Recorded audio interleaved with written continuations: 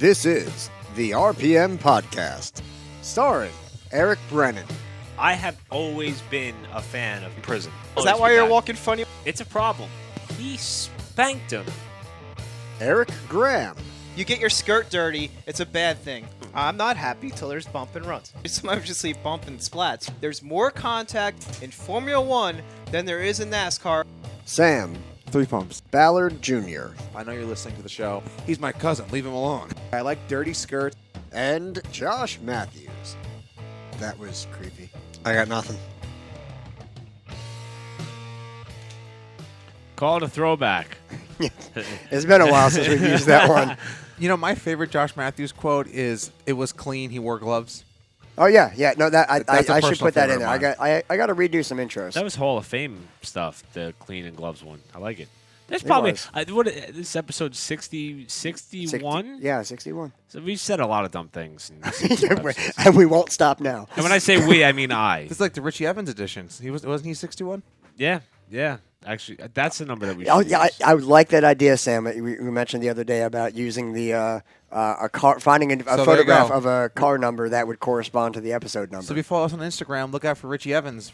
Be on your timeline tomorrow or the next day. Sam, of course, Yeah. our social media director. With that, hello, everybody. This is the RPM Podcast. I'm Eric Brennan. We have an absent and vacant seat here, so I think we lose style points because Rendo's not here today. You got The peanuts show got on. a lot There's less peanuts. sexy. There are peanuts, which, you know what? We might have to fumigate the seat now when he comes back because, in case you don't know, Rendo is highly allergic to peanuts. And You could have just said nuts, and it might be all of them. because Like- he's not here to defend himself right now, so we can make all the nuts jokes that we want. Like, Hi, Frank. we also have Sam Ballard Jr. and Joshua Matthews, of course. Now, quick story. When I did, I swear it's clean. He says, "Quick story." When I Is this like your drive down here? no. When Listen to Lumpy, did, Josh. I did a very brief stint working in television production, and I mean like brief, like And we 4 know months. why. And it was probably one of the best times I ever had in my life. And Because it was brief. there was one girl, and I was a production assistant, so that you basically start out as being like a coffee runner, or like the person A slave. who is- yeah, You can say it. so it wasn't bad. It was a lot of fun, long days, whatever. We had one girl who was allergic to everything, like everything you could think of. Like I had a list of about 12 different items on it, and they weren't just like specific items. I mean, like they were like anything, like certain types of oils that couldn't be used and stuff. So it got to a point where I had to go to my superior and say, "Hey, I'm not comfortable with ordering her lunch anymore because if something happens, I'll have to live with that for the rest of my life. Why don't we just write it out and fax it to them? That way the liability's in their hands." The guy looks at me and goes, "That's the best idea I've ever heard in this business." Because they deal with a lot of people who have that problem. So whenever I hear of anybody having an allergy, I probably get like super anal retentive about it. Like we were just talking about it, Sam. Like we go to Wawa or something before we come here. If I see a protein bar or something that's got nuts in it, I'm like, I don't want it within 10 feet of Rendo. It's like, I don't want to do that to the kid. So I'm afraid I'll kill him. And I don't want to do that. I can't live with You that. have a good heart. Well, Nick is super appreciative of what we do. And He really is. We had He Benadryl really, ready really is. for him the one night because he Yeah. got a salad from Wawa and didn't realize that it had nuts in it until he ate it, and he's like, "Oh God, what am I going to do?" I was would like, be "There's a hospital freaking 10 out. minutes from here. We have Benadryl. We have anything you He's need." like, I just got to do the F1 segment, and then I Yeah. can go. Yeah. It's like, let me just talk about Ferrari, and then you can take me to the ER. That's like me. Like if I'm this is probably gonna drop my You're ratings, just but going to dig yourself a deeper hole here. I've told everybody I know when my time comes to leave this earth, I just pray it's in the off season of racing.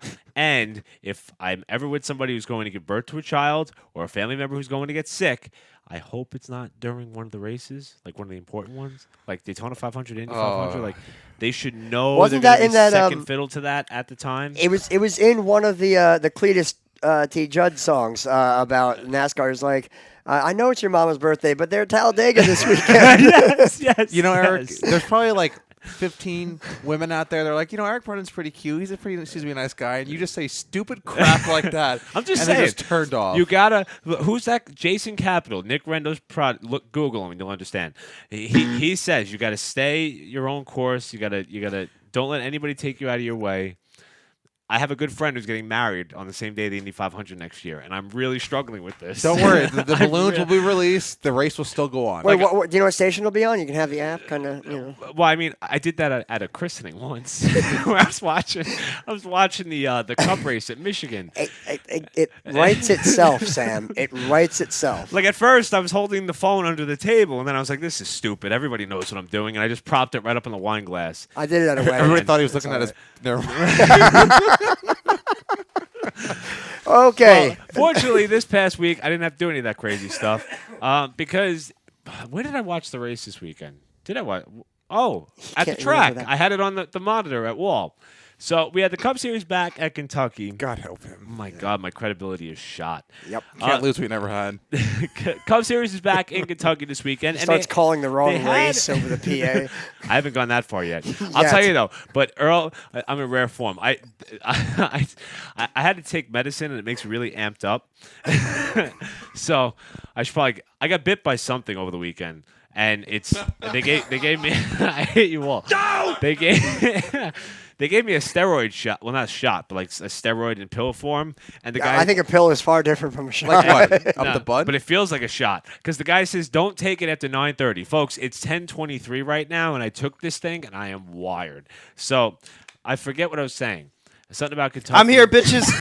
That'll help. So they go back to Kentucky this weekend, and they had to resurface the track the second time in as many years because apparently there was something in the asphalt that wasn't going to cure properly over time, so they had to redo the whole thing. Well, it kind of presented what we thought it would, and that was a pretty dull race for the most part, except for one guy in the Cup race who put on a show, and according to NASCAR's loop data, Kyle Larson passed 90 cars in total from start to finish on Saturday night, yet he did not win. The win went to Martin Truex Jr., who swept all three stages. Now, there was a reason. There was more to it. He didn't just pass. I mean, he had to start somewhere. Right. Larson ended up missing qualifying, had to start at the rear after. Oh, you mean anal? Did not. That seemed like a poorly timed drop for that. But he ended up missing. Oh, I get it. The rear. Okay. Sorry, folks. Blame the Mets. So he had to start at the rear, ended up passing the 90 cars. Now we come to find out today, Wednesday, His car was illegal. that the car was super illegal. Issued what they call an L1 penalty because of openings in the rear brake, cooling, or hoses that were meant to exhaust air. Now, I'll get to steal a couple quotes here from some people who touched on this. Regan Smith first. Quote, wait, race teams try to bleed air out from inside their cars? Well, that's a new one. Hashtag sarcasm, hashtag all 40 do it. And then Pete Pistone said something which kind of, simulates what I feel about the situation. Quote, I'm a non-technical guy, as I admit often, but how can you not wonder if the illegal parts on Larson's car weren't why he could pass 90 cars, close quote. That's how I feel. Well, I was worried he was going to be a threat, and this is where I say worried because I was rooting for Truex, Wall Stadium guy and all that, and that's the main reason. I live maybe 10 minutes from Martin Truex Jr. Boulevard down in Manahawkin there, so Right. I mean, there's some. I think we civic have a lot of pride. guys that are at least kind of pulling for him, even if he's not maybe your favorite driver. But good for him. One of those guys that I don't think anybody in the garage area hates. Some people can despise another driver, or they hate a driver for a week. I don't think anybody's ever really been that upset with Truex. And I saw Larson get up to third, second, even at one I point. think second is where Larson ended up. That was his peak. But I was like, wow, if he was able to do that from the rear with all these other cars getting loose and washing up and with the turbulent air, which I think Sam wanted to talk about, that was impressive. I was like, Truex is screwed. There's no way he's going to be able to hold off Larson. And, that just adds insult to injury for me. But somehow Truex was able to hold on to it. I don't know how that happened. But as you said, passing 90 cars. And then he had a pit road penalty. Was it uncontrolled tire or was that speeding? I'm not sure. No, I think it was speeding, leaving his pit box. And then so he had to get sent to the back again and then do it all over. And he did it. He seemed to be him and Truex seemed to be the only cars all night that could pass anybody. Oh, yeah. Let alone the amount of cars. Kyle they Busch passed. was looking very good in the beginning. And then as soon as that one restart, he got caught in the back or whatever, he just struggled. Just couldn't come back and pass people. And a lot of that led into what I believe is Sam's point. Some comments that were made by Brad Keselowski after he ended up getting loose underneath, I believe it was Jimmy Johnson and Clint Boyer. They all kind of tangled in turn 3 and started a multi-car wreck, which put all of them essentially out of contention. And Keselowski was quoted by more than one outlet. And just to give you a little bit of background on how some of this works, driver crashes, forced to go to the infield care center, especially it used to be if you can't drive your car back. Now it's like if you got to bring your car to the garage at all, like you have to go get checked out. Yep. You could blame that on the modern day concussion protocol. So it's not a bad thing. That's what they do. I'd rather, with what's going on, I'd rather them be safe than sorry. I know one of the things, the thrills is how much they're putting their lives on the line, but at the same time, I'd rather see the guys safe and get checked out than not. Right. These guys have families now. Kevin Harvick's having a second kid. Yeah, you just announced that last night, too. So when they come out of the infield care center, you have television there. That's one interview. You have radio there. That's another interview. And then, in most cases, depending on podcast. You have the RPM podcast there. In most cases, depending on the cooperation of said driver, you could have a little bit of a media roundtable where you get a lot of the local newspaper writers, the sports writers, the Sirius XM satellite radio personalities. Or podcasts and other things like that. Or whoever can get private, themselves a media pass. And they kind of come in and they just throw a bunch of questions at him. From what I gather, Keselowski reiterated his comments in all of those avenues as there were multiple different quotes and expressions and terminologies that were used to describe how he feels. And really what he ended up saying, I don't have the quotes in front of me, but I could kind of summarize it for you, is that the sport needs to do a better job in designing a car that could race on these types of tracks. And he says the problem is they're not fit to where you could pass so easily under regular racing conditions, so it forces you to go a little bit harder on restarts, and he made a mistake, overcooked the corner, and wrecked a bunch of good race cars. He kind of took responsibility. A lot of people got on him about it, including Steve Letarte on the telecast, saying, his comments were off base because of the fact he was in the heat of the moment, upset. He just has to accept he made a mistake. It's the same car that he won a couple races in already this season. I get it. I don't think Keselowski's wrong, though, personally. He's putting some of the blame on basically the aero package, correct? Essentially, yeah. Or how the car is handled. The whole, yeah. And saying that we need to do a better job going forward at making the car better and more racy.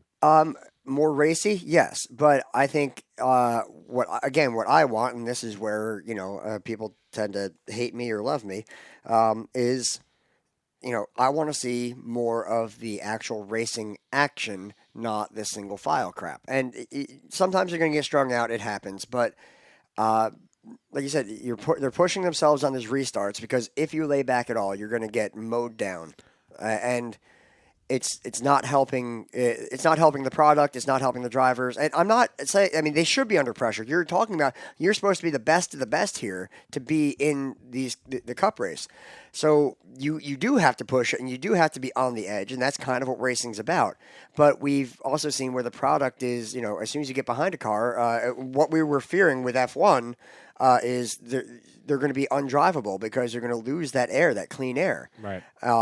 Sam and I had a little powwow prior to the show, and this is kind of what we talked about. He was talking about how clean air is incredibly important. I think, in my personal opinion, this isn't the official, or this is just Sam Bauer Jr. talking, that I think it's one of the biggest things that NASCAR doesn't have is more of the whole, hey, I physically can't get past this guy, so I need to go and rough him up a little bit. I mean, why is it okay that Dale Sr., I said it before, I'll say it again, I'm not a big fan of the way Dale Sr. raced. He had a great impact on the sport, but he had the mentality of, well, if I can't physically race you, I'm gonna wreck you to pass you.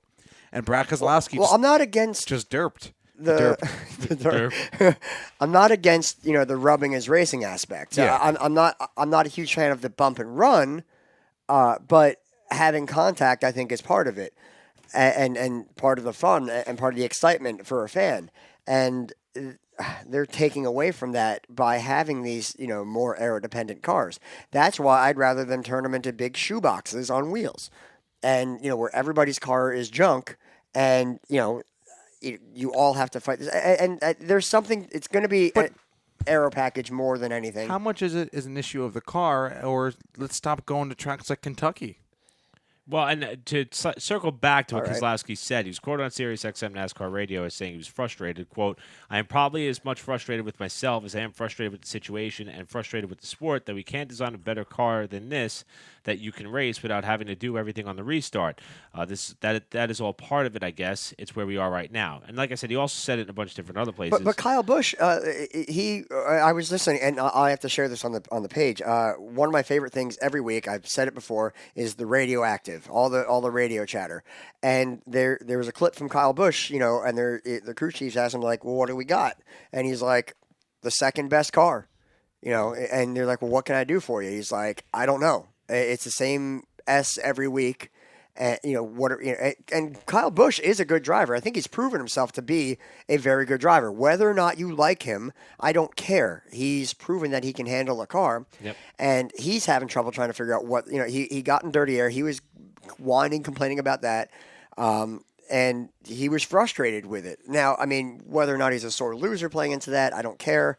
I'm just saying that falls into where what are we going to do? I can't keep up with him. And Truex absolutely just dominated. Yeah, well, you can't. There was nothing stopping Martin Truex and Cole freaking Pern. That last restart had me. That was going to be exciting. 54 laps more on his tires than anybody else, and with a push from my least favorite driver. He also timed that restart perfectly, I think, because Kyle Busch was playing the old modified restart game with trying to get a run up there, and Truex, I think, timed it just right to have Kyle have to lift off and was able to get a good launch. Saturday I realized not all superheroes wear capes. Some of them wear backward 78 hats and a Frontier Row Racing T-shirts. Yep. Cole Pern did a great job. He did. And he's so blunt about it that I love it. Yeah.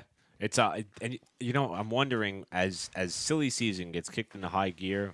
News that has come out over the last couple of days. Matt Kenseth out of the 20 next year. Eric Jones going in there. The future of the number 77 at Furniture Row Racing up in the air now that Jones has left and probably taking a lot of that sponsorship with him. Any word on where Kenseth is going? Not yet, because it seems like a lot of the seats that are going to be vacated are going to be dissolved, and that's the greater fear going into 2018. But how is that possible? We've had a 39 car starting field already. Yeah, what are you trying to get down to IndyCar levels? They're gonna just lease the charters out to teams where guys like Kenseth and Casey Kane, and guys like Kyle Larson and Denny Hamlin aren't gonna want to waste their time driving anymore. They're gonna buy their own charter for themselves. I think you're talking about killing the division. There's a lot of there's a lot of rumors out there, but I think one of the biggest things which in fact Lee Spencer, a senior writer for Motorsport.com, put out in a massive kind of mid-season summary on where things seem to be heading. For one, the charter system appears to be losing value because it seems like teams are just going to start falling by the wayside rather quickly. There's rumors that RCR is going to scale back because they may be losing Menard and Menard sponsorship. Well, come on. One of the Stewart Haas Racing entries may end up folding. When you have to sponsor with your own company, it's a little... Yeah. I read one of the rumors. Of course, Danica rumors have been out there for a while. I've read something that Kurt Busch may be considering retirement. I hate him. Keep me away from him because I'm pissed. So there's that. The Hendrick may have 2 seats that open up. Not sure if both of them get filled or not. They will. Come on. I mean, there's a lot of things that are up in the air and not really sorted out yet. But that leads me to the point where I would imagine that Cole Pern is going to be a really hot commodity come season's end. I don't know what his contract looks like. I like him in Furniture Row. But here's the thing. Keep him in Furniture Row. Keep him in Furniture Row. I think he might be. A lot of it is chemistry, because here's the thing. In football, in baseball, and a lot of those type of stick and ball sports, what the Yankees did for quite a long time is, well, we got the most money, so we're just going to buy the best players, and that's how they kept winning. Yep. Hockey, chemistry is huge, because you got to know with your line mates who where you're going to pass, what kind of things they're going to be doing or how they're thinking. And I think in racing, as much as it's about the driver, you still have, of course, you have all the people that are doing the actual work on the car, building the car, and if you have a bad pit stop, it all goes to hell too. Yeah. And I think having a good pit crew is certainly part of it, but that chemistry between the crew chief and driver and even the spotter is crucial. And we've seen that, I think, play out between, Jimmy Johnson and Chad Knaus have a great relationship together. They communicate really well. They haven't had the best year this year. A lot of it's been Danica Patrick style luck, getting caught up in wrecks that they had nothing to do with. Yep. But at the same time, Kyle Busch was losing his mind. Was it last week or the week before where they missed the? Kyle got confused about when the competition caution was. I think it was Daytona. Nobody So, yeah. let him know, and he's like, "I need my effing crew chief back." Yep. And because of that, those little bits and knowing how the driver's thinking and knowing what to say, and it all comes down to chemistry. And it's hard to not pencil Truex in as a favorite. And now you kind of want to put him in there as a sentimental favorite. And Sam, you pointed out earlier, and we'll touch on it here, but Truex's longtime girlfriend, Sherry Pollux, apparently had a cancer reoccurrence over the last couple of weeks, and she went in for some surgery. She was not at the track when Truex won in Kentucky on Saturday night, but she did, in fact, tweet a picture from her hospital room. And I think the next day he was already, or that night he got there and was wheeling her out of the hospital. And I'll tell you, that was a few things. That was something that was left under wraps because nobody really knew about it until It wasn't until after like the next win. day. Josh, you talked about Truex having the local flair. Obviously, the disease of cancer kind of resonates with everybody because everybody knows someone who's been through this, and now us apparently. We know somebody a little bit closer than we could ever imagine. Yeah, I'm glad I could help you with that. Even the local thing aside, even the little team that could aspect of it with Furniture Row Racing being based out of Denver, Colorado, all the big teams. There's a are in lot North of Carolina. Cinderella story bits that come Exactly. together that I think it's almost like if you had to write the story. I mean, have him have his struggles and miss a race in the chase or the playoffs. But have him still come back to win, and that would be your Cinderella story. Yeah, it's if you wrote it that way. It just seems like you can't help but not want the 78 team in Truex to win this championship this year. I don't know if somebody could exist on this planet to root against it. I don't know. I think a lot of people now are not liking the fact that he's just kicking ass all the time, where it might come down to the point where it's going to be like Jimmy Johnson. I'm still amazed though with how many stage wins he has compared to 3 actual race wins. Right, and I think 2 of those race wins, he swept all 3 stages. Yes, which yes. I think he's still the only driver to be able to do that. Correct. So it's dominance. Dominance is the only word. It has been, but then you had like Sonoma, where he was dominating, and then the motor blew up, and then Saturday night he's praising TRD Motors. Mm-hmm. I'm like, you just had one fail. That's the kind of guy he appears to be. Well, it's a company man, I guess Yeah. you could say, but it to me, I was like, I don't know. Personally, I think I don't think you're going to see anything move because Barney Visser over there at Furniture Row, he's a pretty smart business guy. He's going to try to keep his winning team together. I won't be surprised to see if that 77 team does dissolve. My money's on Matt Kenseth going to the 88. You're going to see William Byron in the 5. Casey Kane might move over to Stuart Haas and take over for Kurt Busch. Mm-hmm. And then either Danica will stay at her rig, her ride in the 10, or do a full-time Stuart Haas team for the Xfinity Series. That's what I'm thinking is going on. And also something that broke later over the last couple of days, Eric Almirola coming back. Not sure where Bubba Wallace is going to end up. Sucks for him, though, after the great runs he's been having, but he seemed to really appreciate the opportunity. But the head of Smithfield Foods marketing department, which heads up the NASCAR program, resigned last week. So now you got Richard Petty Motorsports again. Not really sure where they're going to end up because if Smithfield may not have a do sponsor. 180 and come out, we may see the end of RPM again, which is something that they've been on the verge of doing maybe 3 times over the last 15 years. Sounds like Eric Brennan with RPM. No, I'm kidding. Cup Series wasn't the only division in Kentucky this weekend. Xfinity Trucks. ran there as well. Kyle Busch ended up getting the win. Ryan Blaney stole the show after having to come back from a late race penalty to race all the way up to second. I think if he had 2 more laps, he would have got Busch. He did a hell of a job, and I'm sure Rick Patterson was happy and wants to rub that in my face some more because I know he was calling Ryan Blaney as going for championship. Yeah, Blaney's been on fire across all divisions. Oh, he has, and that team is not the highest funded. Mm-hmm. And then in the Truck Series side, you also had Christopher Bell, who My grabbed boy. the win in a pretty much wreck-filled race. Boy with an eye. It was. Looking ahead, I think the Truck Series calendar is probably the most exciting thing to have because next Wednesday, they're actually off this week. Next Wednesday, they will be at Eldora for the one and only dirt track Do race they have of the year. balloons at Eldora? They should. 'Cause I If they think that's the don't, only reason they why you should. like No. It's a long enough day as is because there's like 4 hours of freaking heats. Yeah. Yep. Now, I'm sorry. I don't think that's the best track. We've had this argument before. It's It's not. not the best track. Bring the trucks to Wall Stadium. I don't care. Even if you cover wall with dirt, it'll No, still you be a don't cover better. with there's a lot of people that want to do that anyway, just for like one weekend. But I guess I would do it for a week. I'd be interested. I have fun running with Lee Allen and them guys down at No. at Spirit Speedway No. at Bridgeport running the enduros. I have a blast doing it. Thankfully, they find a car for me, so I don't have to go through all that stuff. I kind of show up and drive, which I mean makes me feel incredibly spoiled. But don't worry, I do appreciate the opportunity. Thanks, Bubba. But I have a blast doing it, and I still, my heart is with asphalt racing, but getting out there and running on the dirt. Hell, Scott Riggleman from Factory Stock Guy at Wall has been running the dirt down at Bridgeport. I think it's like once a month we do it, and he's been having a blast. It is fun. It's nice to change it up, and I think it's good. I think it's very good and important if you're going to be a good driver to have disciplines in both. yeah. Well, Ken Schrader's coming out and going to be at Eldora this The entry coming list for week. this race should be rather impressive, and it kind of posed a question that Matt Weaver, who is a writer for Auto Week, had to say.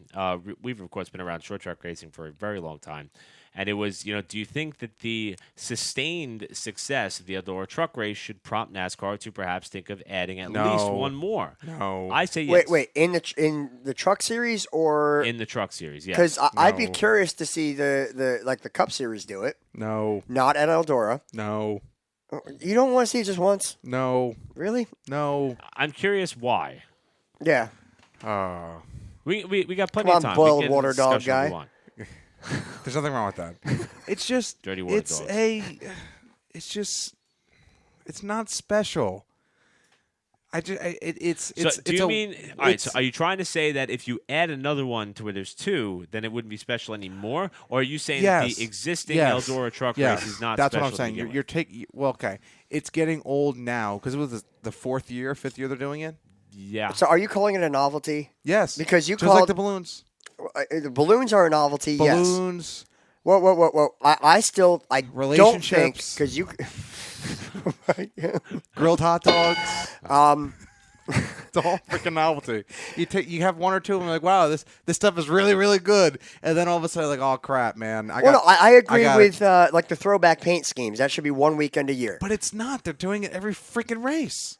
All right, but I'm saying I agree with you in that should be 1 week a year. Okay, but hang on. There was one of my favorite races was the Xfinity race in the rain. Mid Ohio last year. Yes. You're comparing apples to oranges, pal. No, what I'm getting at is you guys called it a novelty, and I agree that That's still a novelty. Yes. But by Racing the in the way rain it is a happened, novelty. that could be called that. But I thought it was fun as hell to watch, and I really think it puts the drivers to task. I just don't think. I think NASCAR is focusing on the stupid stuff that's not going to be good long term for the sport. Right now, it's great, yes, but why not focus on getting the right stuff where they can race in the rain in NASCAR? Where why don't we have It'll more never happen on ovals, but for the road courses, I think it will. What about we have more short tracks? I think we should. Let's be honest. How many NASCAR fans actually enjoy road course racing? I know I do, but let's be honest now. No, everybody thinks it's. I think if you would well, go back, communist. If you would go back 15 years, the popularity level of people who like to see stock cars on road courses would have been a lot lower than what it is now. I think because the oval product is so poor Bad. that it Bad. kind of highlights how good the road course racing stuff is. I don't know. It just the whole dirt track thing. Now, granted, I like dirt racing, not as much as the next guy. I like it.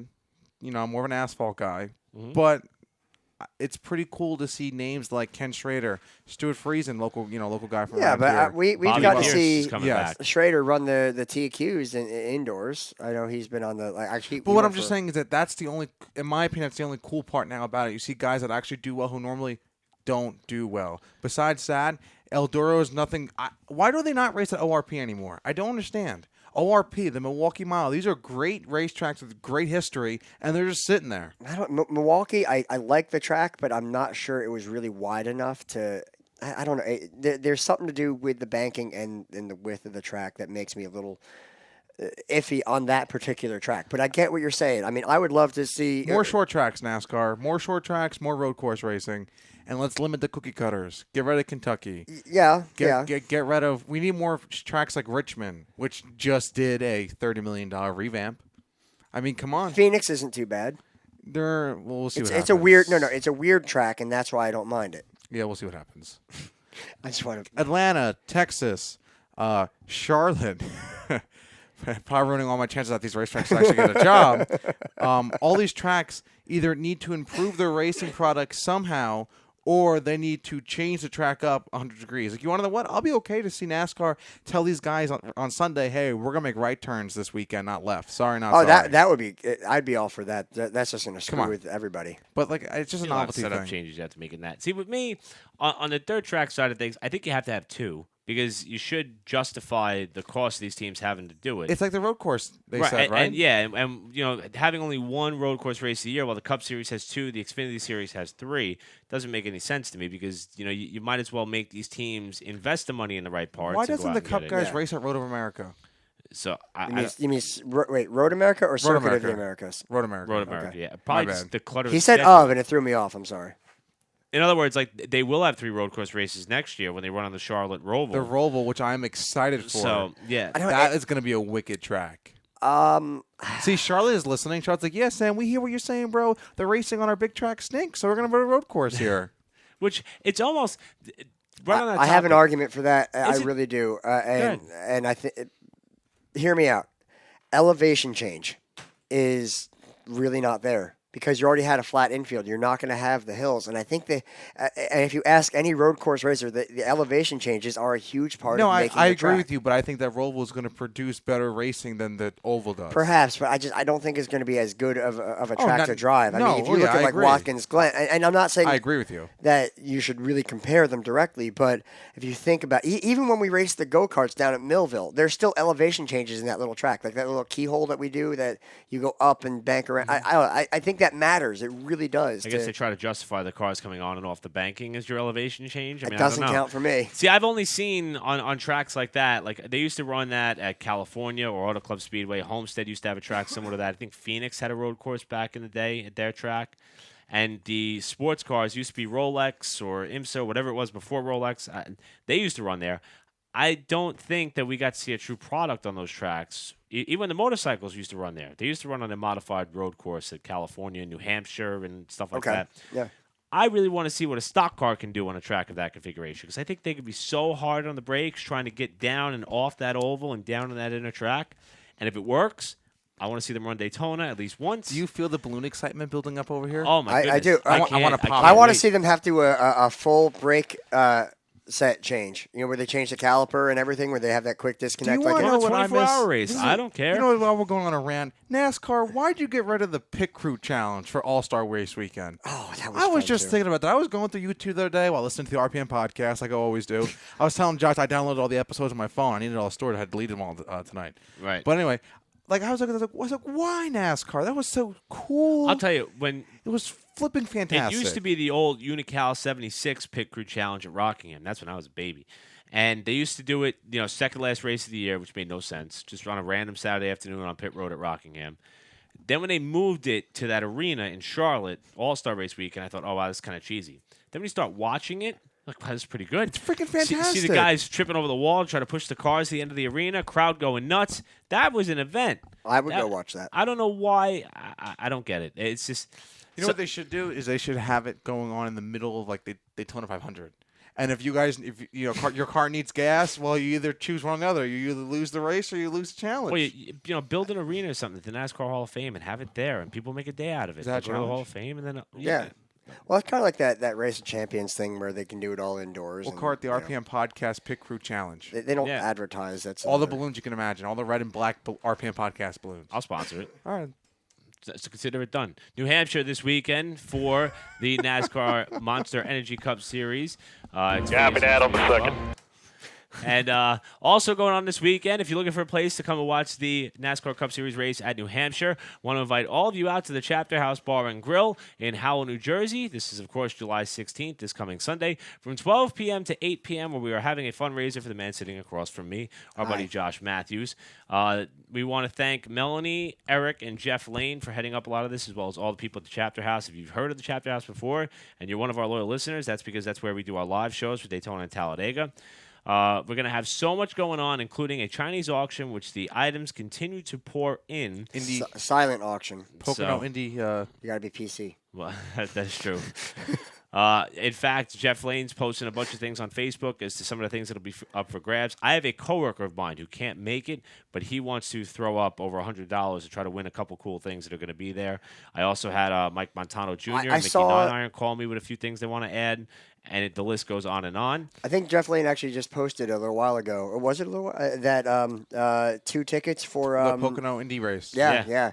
I almost want to go see if I can win them. Josh, while we were waiting for you, Eric, Josh was like, "Do you think I could enter some?" I was like, "Josh Matthews, Josh Matthews. Wow, this guy's just winning everything." And there were so many things going on that Josh doesn't even know about yet. So we're kind of keeping that under wraps. I automatically hate you. And the pig roast will be there. The race will be on. We may or may not have some race pools going on. We usually do it for the plate races because anybody could win. Maybe we'll do one and we'll pick a random finishing position or something to kind of even it out. Who do you think's going to finish 39th? Yeah, exactly. So a whole bunch going on. And then, of course, there'll be drink specials. Usually the Budweiser girls show up. They're always a good time. And you just run from there. And you run from them. Well, that's what you do. They run from me. Yeah. Typically.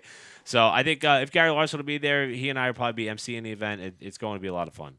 And if you stay there long enough, I will probably buy you a drink because it gets to a certain point where I don't care. It's like that scene from American Dad where he goes, I don't care. That's where I get. Jesus. Time to take a break. We come back. We'll talk about the open wheel stuff. Formula One had a race this weekend. It was rather entertaining. IndyCar had a race this weekend. That was not, but it had a very, very, very worthy winner. We'll talk about that and more when we come back to the RPM podcast. Don't go anywhere. Aren't we all winners? I'm Roy. This is the RPM podcast. Cars were going fast in a circle. This heaven? No. It's Iowa. See what you did there with the Iowa corn. I forgot we had those. My goodness. What? Farms? No, the Iowa stuff. That's good. That's good stuff. You didn't like the Field of Dreams bit? No, I loved it. Okay. It's like the balloons in Eldora Speedway. I love my balloons. Don't. In Eldora Speedway. That's how much it's been a year removed from the last Iowa race. And I'm still going through clips of us. I know, because we had a lot to talk about. Thank you, Eric Graham. To those of you who are listening, you are in fact listening to the RPM podcast with Josh Matthews, Sam Ballard Jr., and I am Eric Brennan. Hey. And we're Rendoless. Yeah, we're Rendoless. Hashtag happy dance. Which is why we're going to go to IndyCar first, because they were in Iowa. Indeed they were. And I think as predicted, the race was a bit of a snoozer. Now, I didn't watch the whole thing. You know, I think it wasn't as bad as the year before. No. That's a great way to compare races.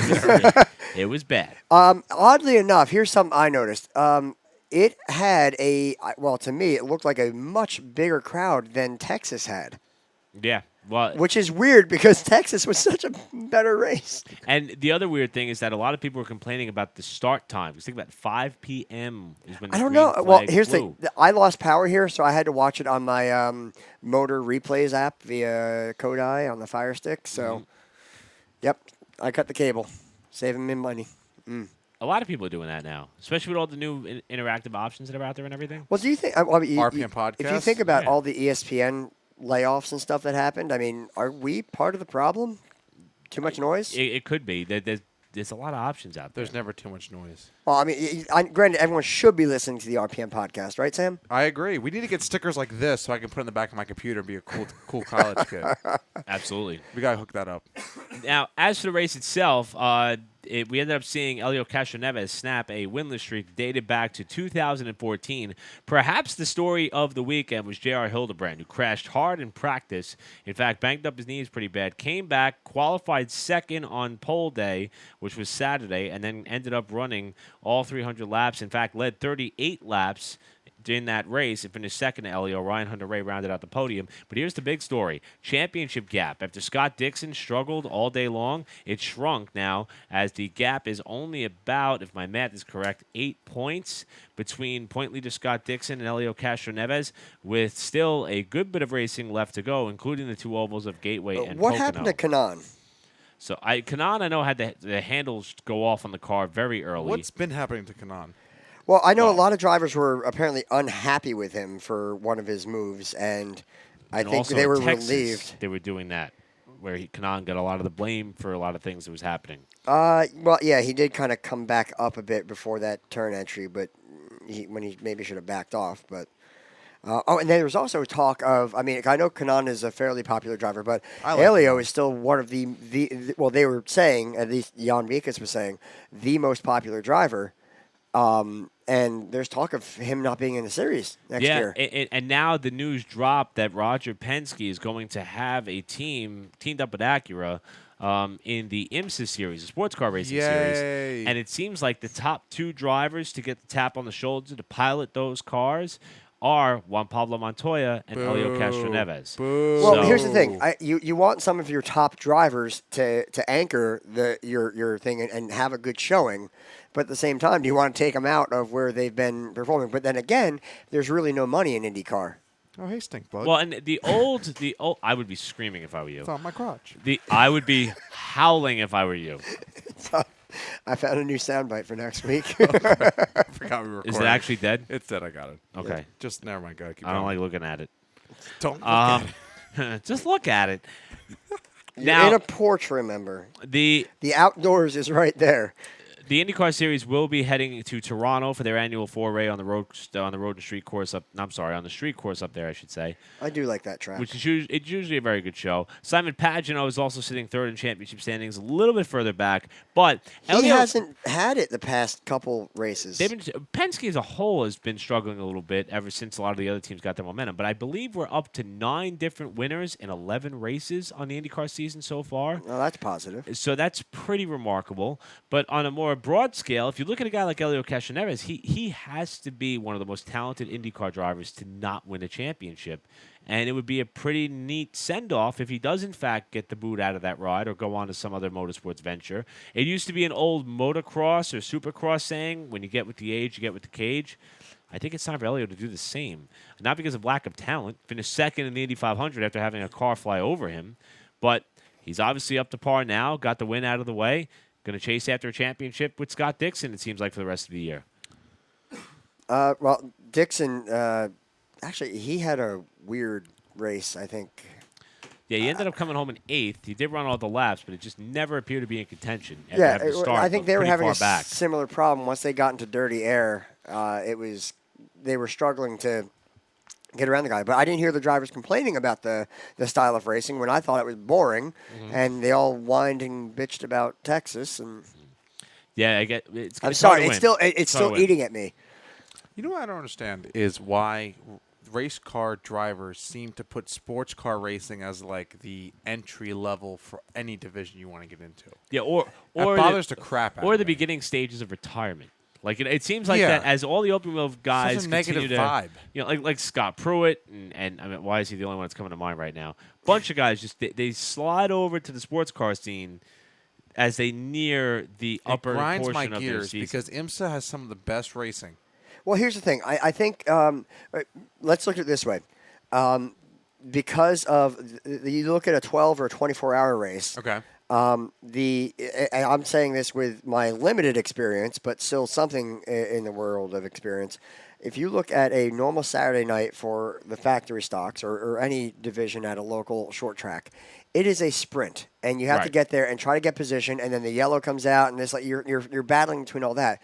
But if you run an enduro race, which is more akin to these sports car races, you have a much longer distance, longer time, however you want to look at it. You have to ease up and find a pace. You need to be quick, but you don't push the car to its breaking point every lap. Okay. And so there's a part of patience, part taking it a little bit easier, as well as the pit stops are not nearly as strenuous for the driver. Other than the change, the actual driver change, you sit there for a while because they have to shut the car off, do their refueling. Yeah. And the pit stops are. Plus, I believe they have the pit speed limiters on those cars as well. So you get down to the right Yeah. speed, push the button. I'm the car not saying kinda- it's easy. Yeah, at all. But it's more convenient and less stressful than what you have in, say, NASCAR or IndyCar. Yeah, So- and then on top of that, you're sharing, a win and all that with a couple other drivers. So I think even the media pressure is less. Outside of it, NASCAR obviously being the top tier in advertising and all the media pressure that would come with that, and your sponsors. I think that's a lot lower in the sports car realm. So I think there are a few things that might, again, not making it easy, but maybe more friendly to the people who just, as they get older, maybe they're getting tired of that, looking for something where they can still race, still have fun, but without being in a sprint car and trying to kill themselves. Yeah, I mean that's it's another option for sure. And I mean, look, the fact that Penske's wanting to get back involved in it, that goes to show the direction that series is heading. Because anytime Roger Penske gets involved in something, it's got to be on the up and up. He wouldn't jump back into sports car racing after a nearly 10-year hiatus if he didn't think it was going to go somewhere. And I mean, the relationship with Acura, we can see where that goes as well. Yeah, I think it's going to come around. There has been heavy talk in the NASCAR world about having a fourth manufacturer come back. Yep. Yeah, Steve NASCAR O'Donnell really touched on wants that it. as well. So Well, who I heard knows? fourth and more, even. Yeah. Potentially. And you get a car, and you get a car. Maybe they need I love it. it. I love it. Maybe Why they need not? it. I think Dodge should come back. Personally, I'm not a Dodge fan, but I think they should come back. I just don't like the indecisiveness. It's like in a relationship. Where do you want to go for dinner? I don't care. McDonald's. I don't want McDonald's. Well, then you really care. All right, Dodge. What are you going to do here, pal? Notice that's twice that Sam has made relationship innuendo jokes tonight. Well, they're just funny. And I bet you guys like Joey Bailey. Are you feeling and Chris lonely? I just called Joey out. He was texting me earlier. Joey Bailey, and he just sit down. Joey's like, yeah, Sam's right. Love you, Joey. Accurate.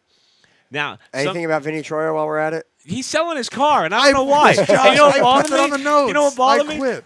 I quit. No, because he announced he was selling his car. Now he's with him. When was I with him? I don't remember what day it is anymore. I think I was with him. Does it matter what last- day? Aren't you with him every day? Not really. In my heart, we are. No, because Vinny. I was gonna text him today too because I was mad at him, and I just got so busy at work. I got dumped. So I might have, because here's the thing. Might. We Might's hang not the out. word. I bought him throwing knives. We were chilling in the backyard doing the most redneck stuff ever leading up to the 4th of July. And it was great. It was one of the best times I've ever had. And he Like, doesn't hang at- out with me at in one- the 609. I don't get it. At one point, we got bored with the throwing knives. We started throwing axes. I don't mean hatchets. I mean like axes and like pitchfork. It was great. So we have a good time. All of a sudden, How's bragging camp I going? see a text from Eric Graham, and it says, "Oh, you know anybody selling a factory stock?" And I'm like, "Not off the top of my head, I don't." He's like, "Oh, I'm trying to get Vinny Troy in a factory stock." I said, "Oh, well, he races the one for Lee Allen down in Bridgeport." He says, "Yeah, but he's selling his legend car." Like, Vinny never told me he was selling his legend car. Like, why don't I need to know these things. Vin, if we're going to be Because friends, I need to know these things. We need to have these discussions. We need to decide on it as a team, as a group, as Oh, my friends. goodness. You are not my part of a race team. I'm not. You are an announcer. You're like Renda when he's with the Ferrari. We lost the race. I know. We won the race. We're selling our We won the car. championship. We're friends. Oh, goodness. Well, me. now that we've covered IndyCar, let's get to the lesser of the open wheel divisions, F1. Yeah, and I'm saying that, Nick, because On a roll. Nick ain't going to watch this. no, I know, but because I'm crying. Formula One cars have power steering, Indy cars don't. That's true. Can't So argue that. he wants But- to be like, but oh, look at all you the stuff can- that they have. F1 has Ferrari. If Nick was here, Ferrari. as I check on the status of that stink bug, It's if dead. Nick was here, I'm making sure. If Nick was here, he would probably You say, want more Bud Bites on your life? I was ambushed. If Nick was here, he'd probably say accurately that the Formula One race was a little bit more exciting than the IndyCar race, because it was. We had a race for the lead where Valtteri Bottas, the pole sitter, ended up holding off Sebastian Vettel in the Rari, which Nick was probably very upset about. In fact, he was. He was blaming lap traffic in our group text. No. He's blaming that Bottas jumped the start. Which was another thing that came up in discussion. Okay, all right, I'm going to fix this right now, right here and now. They're saying that they don't want anyone to anticipate the start or when the lights go out for them to launch. Mm-hmm. Okay, they want a human element. Have him sit Okay. there for an hour. Yeah, you should do that until the motors start expiring. That'd be great. But they're saying that Hondas wouldn't make one lap. How do Not you that they make a lap anyway. as a driver, your goal should be to anticipate the start and try to get the best reaction time possible. That's the whole part of like in it. drag racing. Yeah, You try exactly. to anticipate the tree. So as far as I'm concerned, here's the rule. Here is the rule. Okay, lights out. There you go. You're done. That just like drag racing. As soon as it goes from the ambers to the green, as soon as you get that green light, as soon as it's lit, if you get a .2 or you get a .001, I don't care. If the light is out, you're good to go. The race is on. Yeah. Don't tell me that because the light was out and then he went, .1 instead of .4 that he's jumping. No. If the light is out, the light is out. This is the same with caution. NASCAR does it with as soon as that caution light comes on, if they're past the overtime line, blah, blah, blah, blah, blah. Yeah. But why should it? If the light is out, the light's out. Yeah, exactly. It should be cut and dry. Even if it's faded, once the switch has been turned off and the light is now fading, I mean, switch from incandescent bulbs to LEDs, maybe they'll react quicker. But how do you And it was the point is, Ferrari wanted to punish a guy for having a good reaction time. Yeah, well, and I think from where Vettel was sitting, it did in fact look like he may have went early. But upon review, let them review it. I didn't see a lot of skepticism from the television broadcast, or at least the American television broadcast. And on the podium after the races, when they asked Vettel, did you think he jumped to start? Vettel got a little bit shy about it and seemed to rescind some of his statements. Well, that's probably because of his statements after the previous race where he made contact with Hamilton. Yep. So he learned to shut his mouth. Sebastian Vettel shouldn't be talking about He did admit rules. it. He did say, there was a time that I thought he jumped, but it was like pulling teeth for a little bit. Yeah. And the podium was made up of the aforementioned Bottas, Vettel, and Daniel Ricciardo held off Daniel Ricciardo. Lewis Hamilton. Will drive for Ferrari. Was there a shoey? So there was. That's nasty. And I'm telling you, shut up. That is nasty. I'm telling you, Daniel Ricciardo is perhaps the best personality.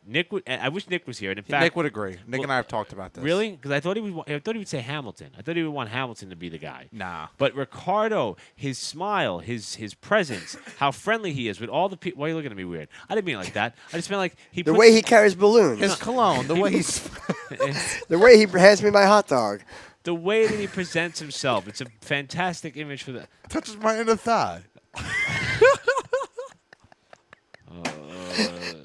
I'm broken. But you know what's really good, though? Regardless of how you feel about Daniel Ricciardo, it's great to see Red Bull actually win again. We talked about teams buying talent. Nick Renda would say 5 years ago Red Bull bought all the good mechanics. Look, I thought it was a good race. I will say, in comparison to Indy, at least Indy towards the end did have it did pick up and was a little more exciting. However, F1 overall takes the win as far as just overall excitement. But I don't know. I still think a lot of people don't like Kimi. I know Nick doesn't even want Kimi with Ferrari. Yeah, talk about a guy who should go to IMSA. But oh snap! I love the personality. He is so blunt and brutally honest. Just what personality? That's the point. It's like it's different. I can relate. It's different. Why did he miss the? It's not charismatic. It's not enjoyable. It's not entertaining. But it's different. It's not good for the Ferrari name. It's not. It's not as cultured, but I think it's funny as hell. It is. And that's what I keep him around. If nothing, at the very least, if you have a boring race like Baku last year, you can still listen to Kimi's radio and get a laugh out of it. That's where I kind of fall back. Oh, is there medicine wearing off? Yeah, it might be. It's been a long day. Now, the other open wheel series that we're going to have to watch, we mentioned IndyCar is going to be in Toronto. Formula One will have the week off. And then we have Formula E on the streets of Brooklyn, New York this upcoming weekend. Yes. I know that, Josh. That was the race that we circled on our calendar for quite some time. Also read somewhere that Sebastian Buemi has a conflict with his World Endurance Championship schedule, so he will actually not be running in that Brooklyn E pre-event or that New York E pre-event, which really would shake up the point standings because he's kind of dominated the start of the year. Have to see how that plays out. But for me, bigger question I have to you two. Now, I live in New York, so I get a lot of the local New York news stations. Silverstone this weekend, the F1 guys? You got me beat there. I was totally wrong. Yes, the British Grand Prix is this week. I just double-checked. My bad. Yes. See, Sam's our official statistician and our social media expert, so he just totally corrected me there. I'm just here for the free ride. That too. But and really going up in the world. But the jokes are good tonight. Not going to lie. That was awesome. I nearly cried of laughter. Tears of joy. I live in Staten Island, New York, one of the 5 boroughs in New York City, so I get My all. condolences. I get all. Yeah, are you I bragging know. about that? No, shameful. I get all the local news agencies. I have not seen a single mention of what is happening. So they're in global Brooklyn rally yet this week. crossing it. Right. So. Yeah. Yeah. Now, I don't know if it's something that's going to become a big deal as it draws closer, Huge. as we get to tomorrow, Thursday for track prep, Friday when they're actually going to start having. You'll hear things when set as up soon as and- traffic gets snarled. and then that's the you'll other hear thing. about it. I don't know how the reception is going to be, but do you guys think there's a chance if this thing is a home run? And I mean, the idea is to have the all-electric car series come to New York, which is made up of a hybrid of some weird people who may not belong like me, and also some of the At least he admits it. how do I say this without being mean? Hipsters? Yes, the hipster type people. Yeah, who you have may people be who are all these interested in this. vegans and Right. people that are eco-conscious. I didn't curse. No. You're so right. He is. For the record, folks, Rendo is a vegan. Is it? Wait, no. What does No, he call he's it? a pescatarian. He only eats fish. Like Episcopalian? Yeah. A what? Oh my god. You can. Never mind. Hi, Frank. I have to eat meat. I can't help it. I dear. love Frank. All right. Anyway. That said, you're going to have a more eco-friendly crowd there, and you're talking about electric car-loving people. I'm not gonna lie. Nick Rendo hates Formula E, He does. It makes no sense. but no, it does make sense. It Here we does go. because there's actually action happening. Frank Rendo and Nick And Rendo, there's if no you're fr- listening right now, I'm going to clear everything up right here, right now. Nick Rendo thinks that it kind of it ruins the prestigiousness behind. I don't know if that's a word. The prestigiousness behind prestige. the prestige Right. behind Formula One. And So and what the about FIA. F2 Formula 2000 that they had? What about all the other Do you want me to call Nick formulas? Rendo now? I'll ask him. Yeah, please do. Ask him what the hell does he have a problem with Formula He's E for working. if he doesn't complain about all the other formulas. I mean that frustrates me beyond. But I think it's going to be a lot of fun. I know we were planning on going. My current medical condition means I really shouldn't go. I'm still toying with the idea. We'll see how that goes. I'll have to wear one of my surgical masks and look like a tourist or something. I don't know. But I really hope that it goes over well with the crowd. I hope that it turns out to be as good of a race as I hope that it does. It's going to be interesting. I think it's going to be a good race. I don't know why they didn't do it on the Weehawken course in New Jersey, though, other than the eco-friendly crap. Well, aside from that whole deal falling through, I mean, My friend had an apartment over turn 7. but the thing is now, if it's going to be a success, can you see this event evolving into maybe including an IndyCar event or some type of Not or, IndyCar. Dare I say Formula One? No. No. Hang on. Whoa. Hold up. I spoke too soon there. Fake They news. were already. I'm going to punch Sam. There were already some plans in the works, as we talked about, with the Weehawken, New York, West New York part of New Jersey course. And yes, it fell through. But if the Formula E took off, they've always wanted. I know Ecclestone had said this. That he always wanted a race with the New York skyline in the background. Now he is nothing but a mere whisper in the ear at this point. Right. But maybe especially with Liberty Media, Liberty, America. think Liberty National Park, America. Statue of Liberty. America. It's in their name. Why shouldn't they try Yeah. to do something in the North Jersey, New York area? For F1. I think that they should. And I think that it's possible that this might be kind of the foot in the door in a way. Or Let's see how this goes. Foot in the mouth. I just don't see it working out, Josh. I see this as something to spark interest. I think it's political, and that's why they're never going to get it. It's Drop hugely mic. political, Drop but Well, we'll have to see how they're able to handle. the Christie Formula won't E be in event. power anymore, so No, he may be on the New York So City can Sports you Radio race on their airwaves. beach then? So what? Once he uncloses the beaches, we can race on the beach. There we go. Okay. Bring Formula One to Sandy Hook. I'm down. You're always down. I'm down for anything. I Yeah. know. We're also going to be down to talk some local stuff when we come back to the RPM podcast. I'm getting tired. it happens. I've been getting abused today. And Vinny, tell me why you're selling your legend car. I need to know. So, it was actually Vinny's dad was honored today for the township after 30 years of service. His retirement comes up in a few weeks. It's pretty cool. He's been giving a lot to Brownsville. He was a for quite township some time. employee, you mean? Yeah. Okay. Yeah. I'm not going to get Brownsville's- into specifics. I was just curious. I may not know details because I'm a bad friend, but Well, I'm not going to argue that. Stephen Reed says that about you. Stephen Reed is very upset with me. I love Stephen Reed. Rendo may not be here. I thought we were going to make fun of him all night. It's been I bash can't- on Brennan. Nick Rendo and I've been going way back, man. I make it rather easy to be made fun of. You are easy. So do. don't take pride in it. I throw you the softballs and you knock them out of the park. Stop whining. Okay, we'll be right softballs. back to the RPM podcast, talk about what went on at Wall, some other local news and notes, and what we learned today on the other side when we come back to the RPM podcast. Don't go anywhere.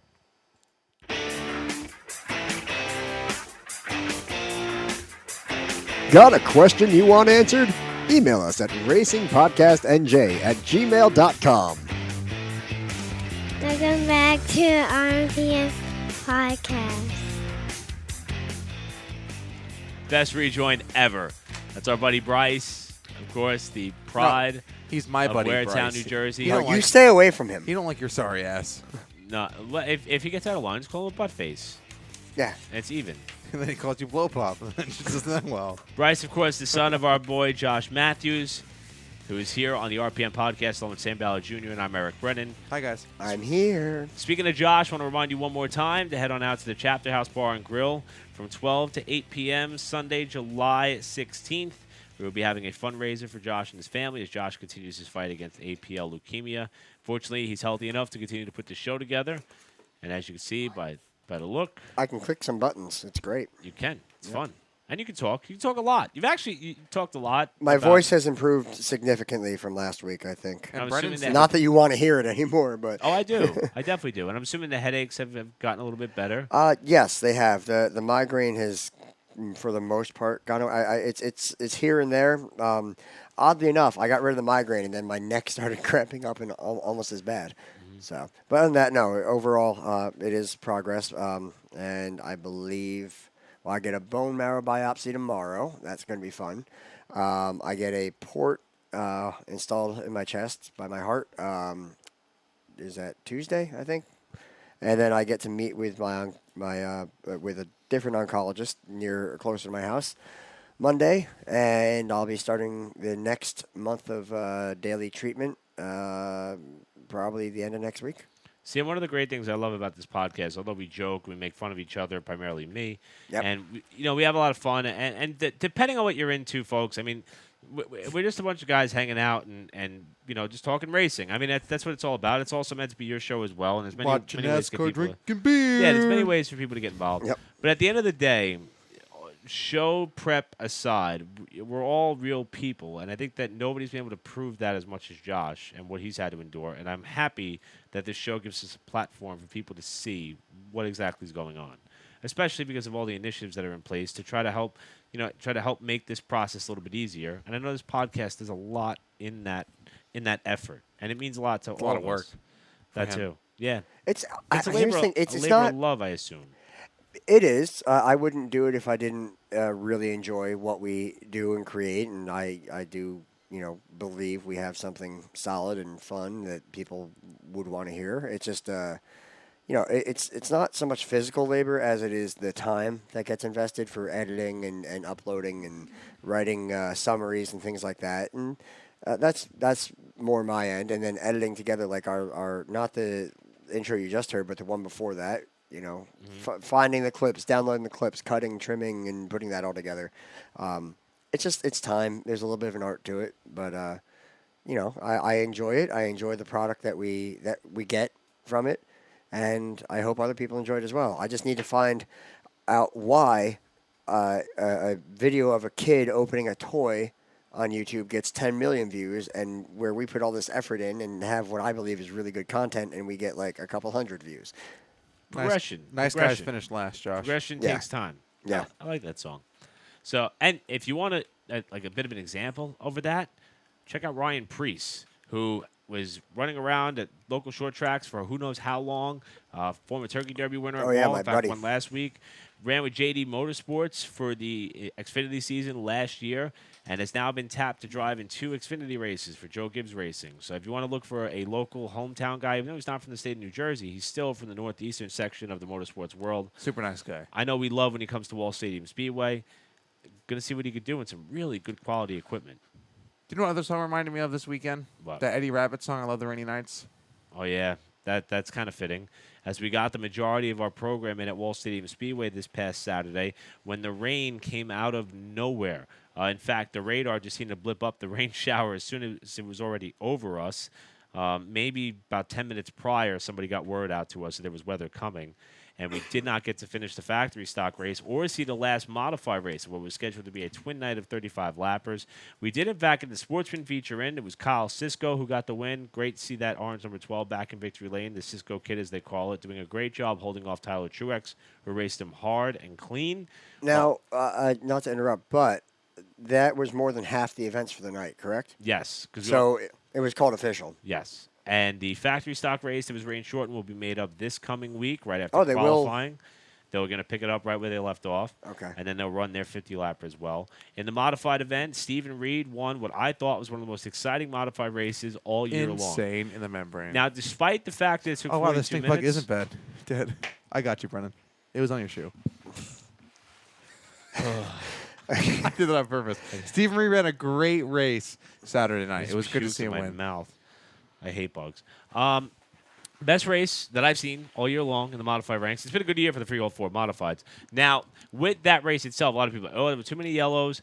A lot of stuff race got took torn 40 up. minutes, tore up a lot of equipment. And whenever we have a night with twin races, we say, hey, you have to survive race 1 in order to have a chance to thrive in race 2. But some guys see it as, hey, look at all the time between race 1 and race 2. Yeah, I can fix my race we got car. plenty of time. We'll make this work. And then we had the big wreck in the factory stock race with Tim Magic, so it was buying him all that time. We just didn't realize that the race wasn't going to get run anyway. But Reed and Trevor Alsbach got together in the last couple of laps. In fact, once they were coming to the white flag, and the contact resulted in a penalty being handed down towards Trevor, which put him out of contention. Reed was at the front of the pack, went on to win the race over Blake Barney, who had a strong second-place finish. Very strong. And race 2 was going to be very exciting. Point leader Jimmy Blewett got caught up in an accident in race 1. It was going to be interesting to see what he could do if he came back out in race 2. Didn't get to see that happen. In the Legend Car ranks, Mike Alcaro showed up, and like he has done all year long, when he shows up, he wins. And he got his third Legend Car win of the night. And as we mentioned, the factory stock event halted with Mike Montano Jr. at the helm. And it's going to be interesting to see how that one finishes out once we get to Saturday. Saturday, also Fan Appreciation Night at the Speedway. The 304 Modifieds have the night off, but it is $10 admission for a Pack the Track night. Also, it's Carnival night. So there's going to be a whole bunch of fun events there for both kids, young and old. We will also have the Legend Cars back. The limited late models and 4-cylinders are back from a week off. Sportsman Division is back in action, where Kyle Sisko will try to win 2 in a row. And as we mentioned earlier, the factory stocks will be running a 50-lapper. Scheduled are twin demo derbies, big cars and small cars. We'll see if that comes to fruition, but I understand there's a lot of interest there as well. And I'm not even going to be there. That sucks for you. It does every time. Every time. Sam, along with our buddy Eric Graham, will be in Indianapolis working for the WKA event, so that should be fun to watch from a distance. I love the WK. Is it really that much fun? Yes. I urge any and all of our listeners who want to race, buy a go-kart. That's where every good driver starts. And check it out, WK, WorldKartingAssociation.com. They have an article of Graham on there they wrote a few months ago, and that's a great time. It's a great organization great that kind of grand old propels the grassroots form of racing. And a lot of people don't realize that as much as we need really good race car drivers for the future, we also need a lot of good people to help run the sport. So, anyone who's sitting there and saying, hey, I can't be a race car driver, I don't have it in me, but I want to be involved in the sport, challenge yourself and do it. I'm very fortunate enough where I have people in my life said, Sam, what the hell are you doing? I'm going to kick your ass if you don't go and do what you want to do with your life. So thank you to the WK people for allowing me to do what I love in the sport so much. Yeah. So and you do a good job at it, too. I appreciate it. Don't sell yourself short. All jokes aside, you do a very good job. I appreciate it. But unfortunately, I won't be there for the Pack the Track night, which is one of my favorite nights at Wall Stadium. Yeah. It's a very good time. It's gonna be grand old time. You got 2 demolition derbies, you got a factory stock 50-lap race, and then plus the makeup. So you're plus gonna the makeup. Yeah. So you have basically another demolition derby. You got the Sportsman, which is another demolition derby. I mean, it's a demolition. It should be a demo derby night. Cadillac Sam Ballard night. There you go. That's actually really good, Sam. That was great. Oh, man. Oh, I think we're done. I think that's just about it. So what did we learn? Sam? You know what? Sam goes first. Yeah. What I learned today. I learned that people actually like to race at Eldora. Me, I'm included in that. Yeah. Oh, Yeah. it's just I learned a lot so- more, but that stuff was off air, and I can't bring it on air. I don't want to. I had to change me and Vinny Troy's Facebook relationship status to it's complicated because he didn't tell me that he was selling his legend car, and I'm very offended by this. So You know what's great is that he doesn't give two rats ass what you think. That's why I love him. I learned that Sam's favorite clip of me is about that it was clean because the guy was wearing gloves. No lie, Josh. Every time I work at Jersey Mike's, I put the pair of gloves on, and I go, it was clean. He wore gloves. When I make those subs. that's going to be on the next RPM podcast T-shirt. He loves handling that meat. I had to look up the different types of relationship statuses you could put on Facebook. I didn't know that there were so many. Relationships were a theme tonight. Like, who promotes that they're in a civil union on Facebook or a domestic partnership? I think you would. No, but like, why? Why do people need to know that? Just hide it. No, people will figure it out eventually. When somebody comes over and there's a strange woman in the dining room, they'll understand. I Like, think they're this is all not. Brennan related status. Is No, I'm just saying. I didn't realize it was. I thought Dirty it was water like, dog it was status. like single or married. Like I didn't think it was anything beyond that was possible. But enjoying apparently there dinner together is. yeah. Well, fine dining and breathing. is. For me and Vinny, it's complicated. I'm gonna have to sit him down and talk to him about that. Oh my goodness. And he's on. He's going to not demand that there's going to be a cease and desist order next week. He did buy me breakfast though the Sunday I stayed there. Oh, how sweet. Aw. It was great. Hashtag no invite. So, Yeah. because I'm the only one crazy enough to drive down to Browns Mills just to hang out. Just for a night. freaking pancakes. Yeah, yes, just to yes, hang you are. out. Yes, you Well, are. had a you blast. spent the night at Elliott's, though. So, Oh, God. End the show now. Thanks for that listening, was after guys. a day of drinking on the boat. I couldn't drive Thanks home. for listening to I'm our not RPM saying that podcast. was it was a smart decision, but again, you were like 10, 15 minutes from here. I will go anywhere. Thanks for watching, You folks. never come here except for Follow this. us on Facebook, I will. facebook.com/racingpodcastnj. Follow us on Twitter, Racing Podcast NJ, and follow us on Instagram at the RPM Podcast. Sam sounds like the guy who's reading the Hashtag fine print at the end RPM of those radio Podcast. commercials. Yeah. He's like, yeah. I'll have to record and speed it up like 1.5 times. Yeah, it's like those car commercials that are like, yeah, great deals. He's the All of a Micro sudden- Machines guy Yeah, from back I in the remember day. that. So feel free to hook us up. We'll hook you guys up. If anybody wants to be on the show, feel free, man. If you think all of us suck, or just me, or more importantly, Eric Brennan, feel free. We're always accepting applications. I'm highly out of form tonight. Copy that on the second. Yeah, I'll blame the medicine. And if there's any questions, I got bit by something on my ankle. Well, a few times. I don't know what it was. On your never I'm mind. not gonna. No, but it's like my leg and my ankle and stuff. It's like weird. Like I would. The abort button was right there, and he just like, I'm going to go past it. I'll get I back to know. it. He just. tired. I'm going to hit and the I'm head hungry. first, then I'll He come just back. wants dick joke. That's all he wants. I hate you. I hate you. I hate you. I hate you. Oh, you mean anal? Yes, Josh. Yes. Is that enough for you? Do you get the message? We get it. Okay. Lumpy. Good night, everybody. Go to I'll Wall see you at the Stadium. chapter house There you on go. Sunday. There you go. If you go don't to show Wall. up, you're not my friend anymore. Go to Wall. It's complicated.